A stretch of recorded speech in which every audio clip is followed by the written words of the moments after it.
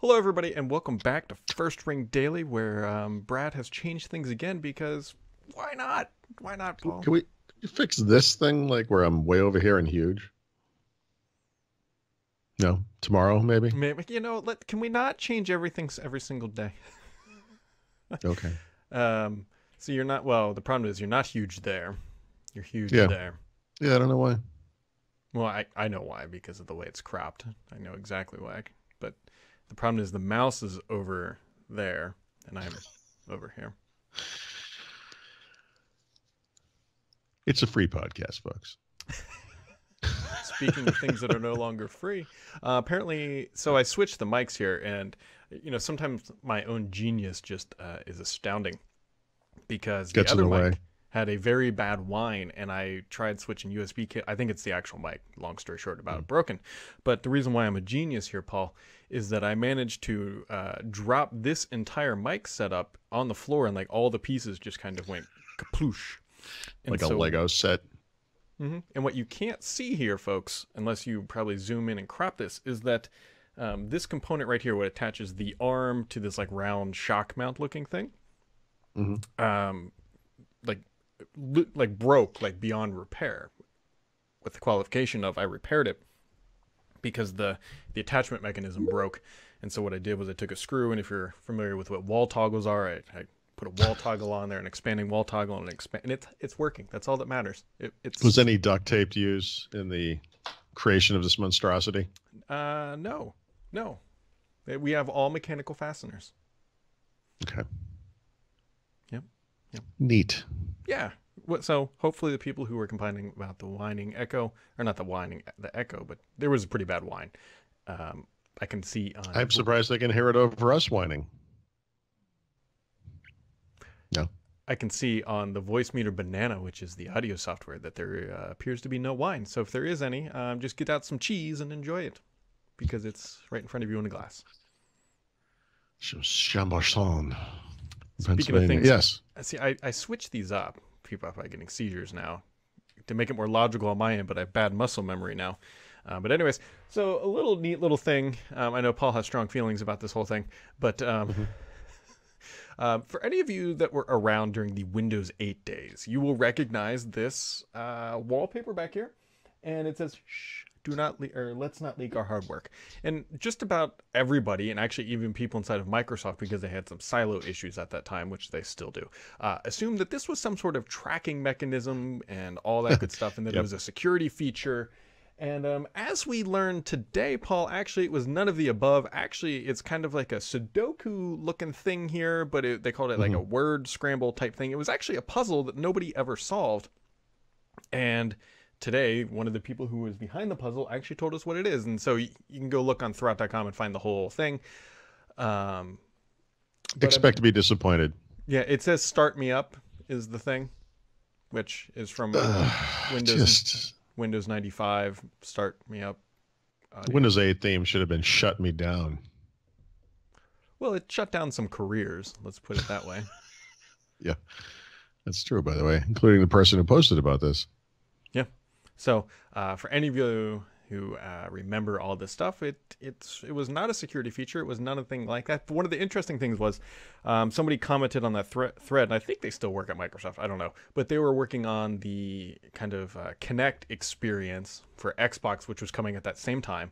And so they thought this was an actual security feature. And like, hey, why don't we build something into the Kinect beta stuff to do that?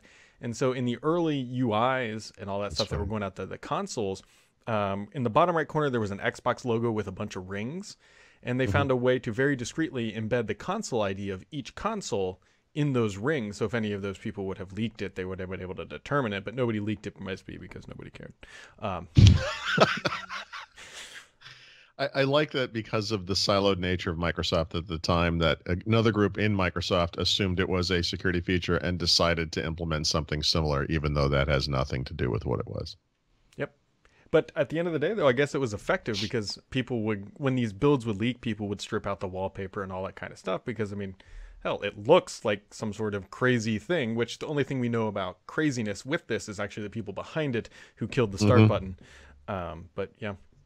Yeah, it's no doubt that the user interface geniuses that came up with Windows 8 would come up with a puzzle that nobody could figure out either. Just so perfect. A little bitter. That's A a little little bitter. burn. It's a little Sorry. burn. Speaking of burns, Paul, consistency is not the name of Microsoft, which not a big Yeah, surprise I here. can't take credit for this one. There are people who've done much better jobs than I have of highlighting all the inconsistencies. There's a famous tweet that I link to in the article that the guy shows off, I think, 12 different versions of the navigation bar in various Windows 10 apps and experiences. And, it's just ludicrous. So I guess all I'll say on this topic is this is an issue I've been complaining about forever. It's an issue in Windows 10 specifically, but it's an issue that's been present in Windows since the earliest days. Windows 95 included UIs from Windows 3X. Windows XP included UIs from Windows 95. It goes on and on and on.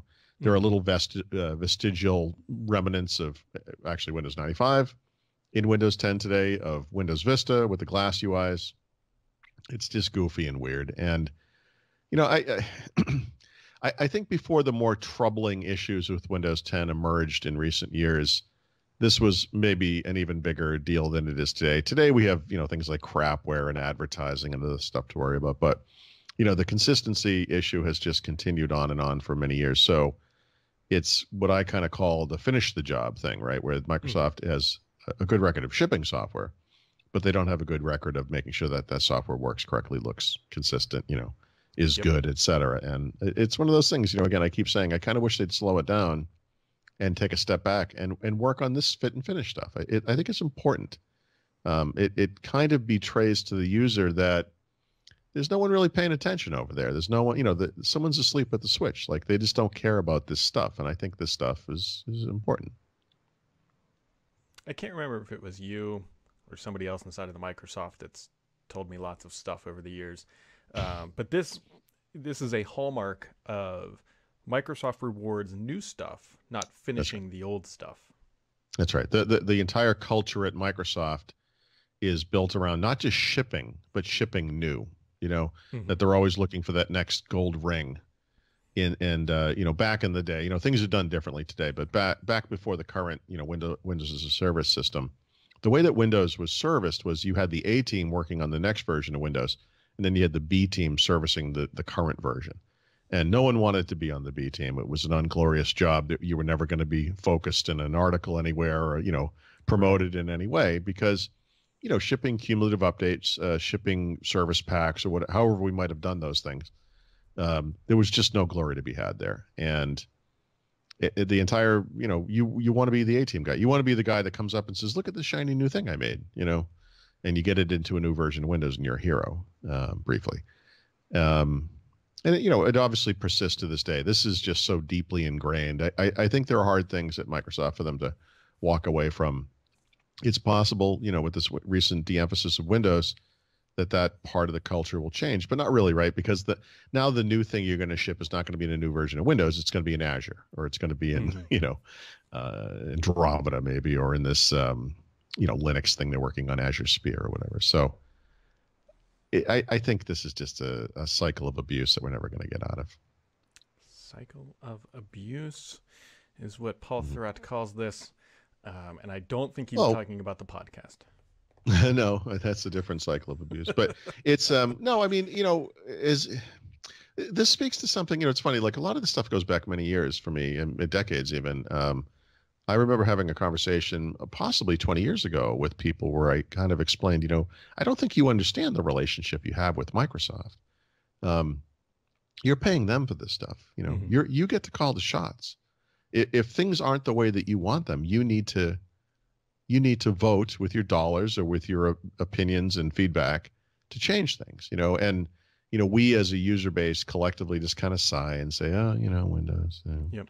Maybe you don't notice it. Some people don't notice this stuff, obviously, but I think for the people who really care, people like us, people probably listening to this podcast, it's a little depressing to be confronted by this stuff because it really shows that nobody cares, Nobody cares to fix the fit and finish, Nobody cares to make a new UI that's consistent with another new UI. Some of the examples in here are kind of humorous. If you bring up the Groove Music app next to the Settings app, both of which have that navigation bar on the side and have a search box, you'll see that they're styled completely differently. You'll see that the H1 and H2 headings are completely different sizes, and in the case of the H2 heading are completely different colors. And you'll see that the body text in both of those apps are completely different sizes too. And it's one of those things, like once you see that, you just kind of realize no one is paying attention. No one. It's sad. Yep. Speaking of things that aren't sad, Paul, I bought an Xbox One X this morning. Oh, you did? I should say. So I ordered one. You ordered it, yeah. From Amazon. Where did you order it? Amazon. Okay. And were you able to get any kind of a deal, like a freebie of any kind, or? So I bypassed the freebie option. I actually ended up paying $479.99, which is about $30 less than the $499 price, obviously, or $20 less or whatever. Because the game that they were offering, I think, is Madden, and I can't tell you how little I really want Madden. And I would never play it. I'm only going to play PUBG until the next game comes along. Yep. And the PUBG bundle wasn't speaking my language because I already bought it, obviously. Yeah. So, should be here tomorrow. I'm running out of stuff to do in Call of Duty. I don't know where I'm at exactly, but I'm heading toward Master Prestige, and I've got like weapons and I don't know what they call them, classes or something, that are kind of maxed out. Obviously, what I'm trying to say is I need desperately for Modern Warfare 2 Remastered to come out. You might be waiting. I know. I know. Yeah, I'm actually a little concerned. Well, I don't think I would have bought it anyways, but there were some leaks or rumors, if you will, about the next Black Ops having grappling hooks and all sorts of wall running type jazz. Oh, really? Yeah, which I hope is not true. So I don't know if I'm going to write this, but I do have this story in my head that I think I did block out in my folders here that they called A Tale of Two Call of Duties, or Tale of Two CODs. And there are rumors that the next, like the Black Ops 4 game you're talking about, will not have a single player campaign, which I think is just fine. I've been arguing for this for years. And they have the data. They know what people are doing with these games. I don't think anyone's doing that stuff. But depressingly, that Modern Warfare 2 Remastered is not going to have multiplayer. It's like, guys, no. Like you have to include multiplayer. I spent basically all of last year playing Modern Warfare 1 Remastered multiplayer. It's awesome. And I would love to do that again with version 2. See, the thing so we'll see. That I think they could do, which I think they're probably too late and all that, is they could reboot this entire series, because obviously battle royale games are kind of like the new big thing. Like, a lot of people love them. I love them. And so they could realistically go back to World War II and create a battle royale game and do all that stuff. And I think it would change it up enough that people would buy it, and then they could do through the Modern Warfare and do all that stuff. The question is, did they do that in time? Did they have enough time? Because obviously they got 3 studios working on this stuff. They can't see a game drop in January and then ship one in November. They'll never do this. But I have long argued for a game that I think of as Call of Duty Online. I believe this, actually, I should say, I think in some markets in Asia, this did exist. It maybe still exists, but for the rest of the world, it has not. But the thing I'm thinking of is a little more expanded, which is it's just multiplayer. It is literally a collection of every Call of Duty map that's ever been made, every Call of Duty loadout and weapon and perk and whatever that's ever been made. And that what you're able to do is get into these playlists where you can kind of mix and match. And so, for example, you could have the classic playlist. So you could be like, I just want to play games that are just like the games that were Call of Duty Modern Warfare 2 or whatever. Yep. That means the same levels, the same weapons, the same kill streaks or point streaks, whatever they're called at the time. Or you can mix and match. People can make their own. You could have like World War II settings with modern weapons and kill streaks and things, and really just kind of mix it up. The reason they'll never do that is, well, there are probably many reasons, but I think the big one is that they get like the effect of a Hollywood blockbuster every year when they release a new game. And if they do this, what's the new game? I mean, they're going to add new levels and weapons and scenarios or whatever. I mean, they're just never going to do it. But for someone like me, like literally, and I think there are a lot of me's out there, based on the popularity of Call of Duty. Like I would spend money. It would be like a subscription service. I'd pay them every year like I do now. And honestly, at this point, there's so many things. I don't even think I need new stuff. But over time, I could picture it. They could add stuff. It's fine. I would pay for that too. But like everything else I dream of, it's just, pie-eyed optimism for the future that's never going to be fulfilled. I don't know. I just don't see them doing it, but It would be awesome. Yeah, it's kind of hard to turn down that every October they make $1 billion. Yeah, but you know what? Every October they all well every you know every 3 years or whatever, they're also spending the equivalent of many millions of dollars to create what is essentially a Hollywood blockbuster. I mean, there's a lot of effort and required to do that kind of thing. I mean, I get you can't step back from the cliff. You know, once you keep going bigger and bigger and bigger, you can't do a stripped down Fortnite game. You know, it Right. just doesn't.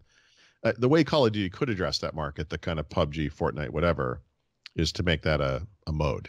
You know, and make that style of game a mode. I mean, Call of Duty is already very involved in eSports and all that kind of stuff, and that makes sense. But I think those, you know, when I look at PUBG, I see something that to me is like Call of Duty could do this. Like this would make sense in the Call of Duty universe as far as multiplayer goes. I'm kind of surprised they don't just do it. Yeah, and PUBG announced, I think it was yesterday, a $2 million esports tournament, I think taking place maybe in France or something like that, in July, roughly. And so it's going to be another huge popular thing. There's a lot of money there. Yeah. And I saw a headline something. I think it was Fortnite, but it said something like, here are the top 5 moments from whatever the Fortnite esports thing that just happened. And I was thinking to myself, somebody wrote an article about this. Like they're analyzing it like a sports writer would analyze a World Series game or something, you know? And I think that's, to me, that's still a little goofy, but that it's is, a market, though. a billion really or, is. you know, certainly millions to be made. Yep. You know, every market started somewhere. Somebody probably back in the late 80s, like, God, somebody's actually writing about this desktop operating system. Computers aren't going to do anything. And there we are. Sure. Yeah, I mean, I played basketball for years. I understand why people would want to watch basketball, I guess. Maybe not today, but you know what I mean. Sports, certainly I understand. And like, I play video games every day. I still find it a little weird. Like, you want to watch people play video games. Okay. Yeah, I figured this was a market of basically Peter Bright and 2 other lonely guys in their cave-like dwellings. But no, it's a huge market. It really is. And we'll see how it continues to evolve. And it's I mean, realistically, it's only a good thing for Microsoft because let's be real, there's not like esports around. Well, I guess Nintendo could with maybe Super Smash Bros. Or whatever that game is called, or Mario the Kart. Minecraft esports tournament would make a baseball game look like a blink of the eye. You know, it's like it happens in real time and night occurs. You know. Yeah. Yep. Anyways, speaking of podcasting, because nobody was, but here I am. Google is going deeper into podcasting, which is good because that's what Paul and I do. Yeah, and they're doing it right. You know, it's interesting because if you think about an Echo type device, you know, you walk up to the thing, you say the keyword, and you say, I want to listen to whatever podcast, and it should just kind of do it. And the way Google has approached podcasts so far, it kind of makes sense within the app-based way of doing things, which is they integrated it into Google Play Music, which is, you know, it's okay. Spotify integrates, you know, podcasts into their app as well. Apple, of course, has a dedicated podcast app. I think that's kind of a better way of doing it. And I use a third-party app called Pocket Cast for podcasts, no matter what system I use, because to me, that's, you know, it's like Audible is for audiobooks, you know, Pocket Cast is for podcasts. But in this ambient computing world of digital assistants, you kind of don't need to think about the app. In fact, the app, if this stuff takes off, the apps kind of go away. It becomes like what Amazon would call a skill. And that's basically what Google is doing. So they're integrating the podcast platform into its search service. And that's what gets it out to Google Assistant and then to the various Google Home and compatible devices. And so the idea here is the same. You can just walk up to any device, if it's your phone, if it's your Google Home device in your home or whatever, and say, hey, G, I want to listen to the latest episode of First Ring Daily. And then it will apologize and play it back for you. In this case, if it's smart. Right. So to me, that makes sense. And it's, you know, if you know how Google Home works, if you know how that kind of platform works, you can set up default apps like we do today in Windows, right? For different types of things. You have a default music player. So if you say, hey, play the Beatles or whatever, it will do it from your preferred service. This kind of cuts that out. I mean, and if you think about it, it's even simpler. You don't have to think about default anything. You're just using the thing, you know? So it's kind of non-traditional if you used to the way that PCs have always worked, if you're used to the way mobile systems have always worked. But when you kind of go through it, you're like, yeah, this makes sense. Yeah. So that's good for people who like podcasts. And if you're listening to Mm-hmm. this, you probably fall into that bucket, and hopefully it'll help expand the reach. Obviously, there's also the market that Google is probably lusting after as well. Is advertising and podcasting is also a pretty lucrative business, which I could see Google trying to figure out how to weasel their way into that too. I mean, it's a natural fit. You have to admit. I mean, I don't know if you followed the Google earning things. I wrote up something really short about this, but it wasn't too long ago that I think it was 95 or even 98% of Google revenues were ad-based.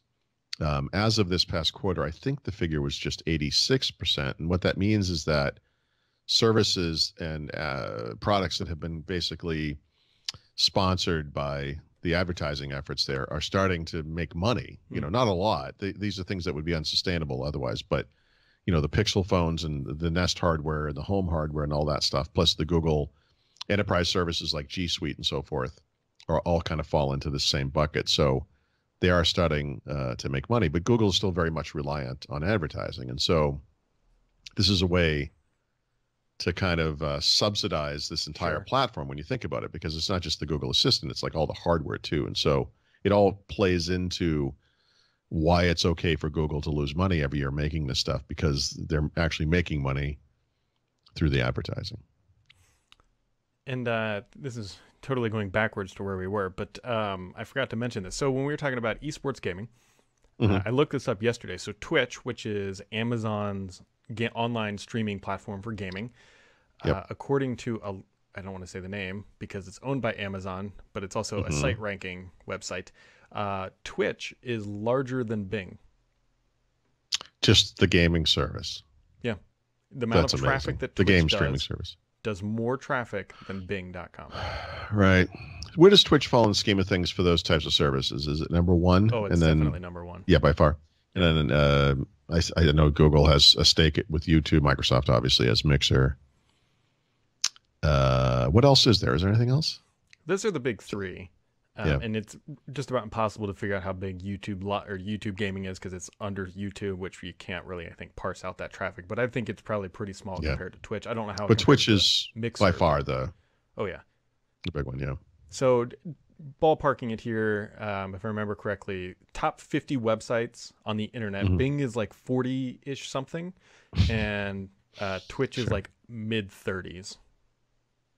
So I mean, it's huge in terms of volume of traffic. It's probably only going to get bigger. I mean, when you think about all the people that watch something like a World Series or a Super Bowl or whatever that golf thing you're watching is, the Masters or whatever. It's a tradition unlike any other. I hear there are soccer things that occur in other parts of the world. I'm only vaguely aware of it. These things are huge. Yeah. And there's no reason to think that, God, they could have playoff rounds and championships and whatever, different games, obviously. Some of these are going to be huge. Yeah, and there's a lot of money to be made. And so Amazon, that was probably one of their better purchases ever, is probably Twitch. I mean, it's only gone up since they... And this will be something that aging athletes can do when they can no longer compete physically. It will give them something to fall back on instead of buying like a car dealership or whatever. Yep. Which is very common for some reason. You got anything else for today, Paul? No. I mean, I mentioned the NVX2 review. I'm still working on that. I decided to pull out a big chunk of it and publish it as a premium article, which we'll discuss later, but basically just about the operating system platform itself and whether or not that makes any sense. And then, I'll get the other part of the review up soon. And then my Samsung Galaxy S9 Plus review will be concluding soon. So that kind of stuff, I guess. What about you? I've got a webinar today, so there's that. I'm so sorry. Yes.